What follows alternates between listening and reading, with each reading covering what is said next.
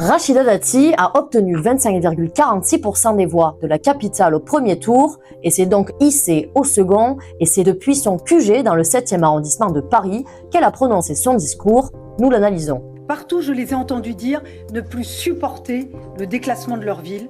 Rachida Dati affirme que la capitale aurait subi un déclassement ces dernières années, mais la réalité, c'est surtout que le coût de la vie à Paris a largement explosé. Depuis 2020, le prix du mètre carré dépasse les 10 000 €. Résultat, ce n'est pas la ville qui s'est appauvrie, c'est surtout le pouvoir d'achat des classes moyennes qui a largement diminué et qui a poussé certains habitants à quitter la capitale. Alors ce désir de changement s'est également porté sur les candidatures de Pierre-Yves Bournazel et de Sarah Knafo, qui ont fait campagne avec détermination, chacun sur son projet. Mais ces résultats, que montrent-ils ?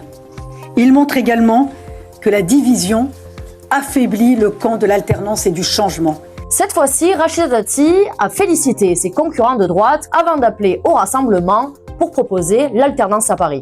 Mais dans les faits, elle semble aujourd'hui plutôt privilégier une fusion avec le candidat centriste Pierre-Yves Bournazel plutôt qu'avec Sarah Knafo, un choix qui pourrait largement fragiliser ses chances de l'emporter au second tour. Le deuxième tour est celui du choix fondamental.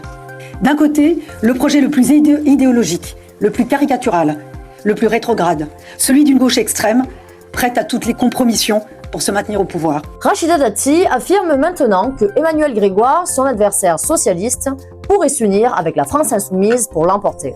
Mais pour l'instant, Emmanuel Grégoire avance le fait qu'aucune alliance avec LFI n'est envisagée. Il reste à savoir si la ligne sera tenue ou s'il changera de cap. Réponse dans les prochaines heures.